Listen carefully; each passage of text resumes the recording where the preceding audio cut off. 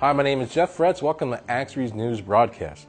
Here's the latest high-impact market news for the week ending May 26th.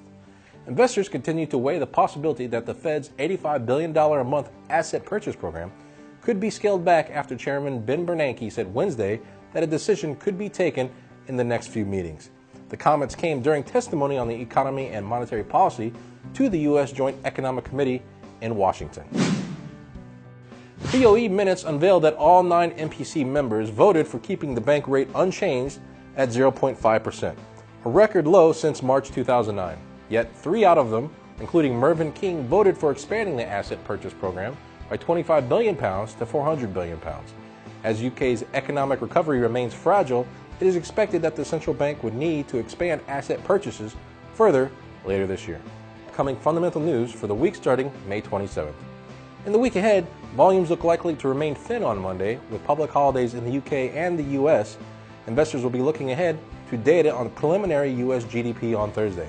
And the US is also to release data on the housing sector, consumer confidence, and initial jobless claims during the week. On Friday, OPEC meetings begin. The euro ended the day little changed against the dollar on Friday, as safe haven demand was bolstered by uncertainty over whether the Federal Reserve will scale back its easing program this year. The euro hit session highs after data showed that Germany's IFO index of business climate rose in April, fueling optimism over the outlook for the Eurozone's largest economy.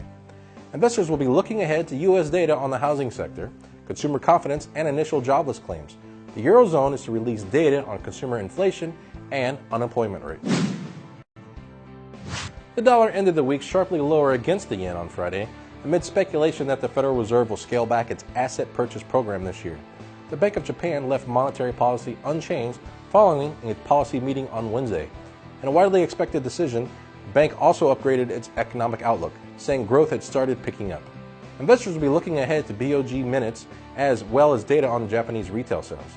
The U.S. is to release data as well. Finishing up our broadcast is the multi-trader section. Multi-trader strategy for this week is Hawk Trade. It made it 0.46% last week, and today we have chosen its monthly gains for the last 3 months.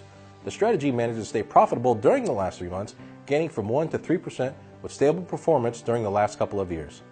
Well, that's all for today. Tune in next week for more in-depth currency news that matters to you.